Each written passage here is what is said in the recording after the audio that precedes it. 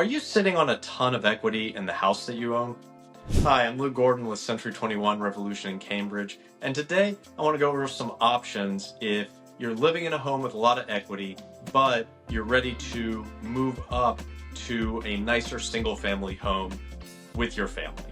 So I get asked this question a lot these days, which is I'm living in a house, got a lot of equity, thinking about selling that home to buy a nicer home, but I also have the option of keeping that home, pulling some of the equity out, going to move into a single family somewhere else, and keeping that first home as an investment property. And if this is something that you're considering, there are a few things that you want to look at to help you make that decision.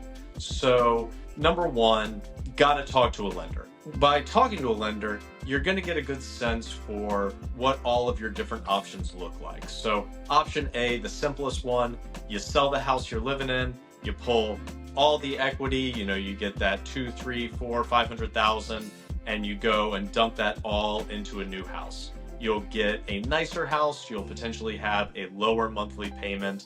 This can often be the most comfortable solution for you and your family. Option two, you look into pulling some of that equity out of the home that you're already in. And this can be done through a cash out refi. This can be done through setting up a HELOC, a home equity line of credit. And what this allows you to do is pull some of that money, use it for the down payment, keep the first property as an investment property, and then move your family into what is probably a nicer home or a better neighborhood than where you're currently living.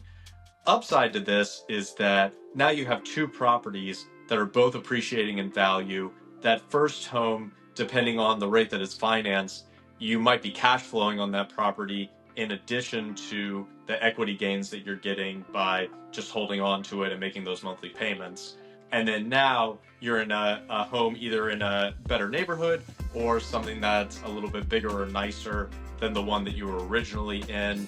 But the downside to this is you're going to go into that second home with a little bit less of a down payment because you're probably not going to pull all the equity out of the first home. And you still have to qualify for whatever your monthly payment's going to look like buying the second home. So you might end up with something that's a little bit smaller or a little bit less renovated than what you could have gotten. And you have to be cognizant too of, is the rent that you're getting on the first property, is that going to cancel out the mortgage payments so that, when you go after the second property, to the bank, it looks more like you're coming at it from a zero status rather than you're carrying two mortgages. This is one of those questions where there is no right answer for everybody. It's really more about what's going to be best for your family. And it's a discussion that you should have with your spouse, with your kids. You should evaluate your options, see what kind of home you could get by keeping both of the properties, and then letting that help to guide you in what seems like it would be the best decision. If you'd like to discuss this or anything related to this topic, please feel free to reach out. I'd love to have a consultation and figure out what would be the best option for your family. Look forward to talking to you soon.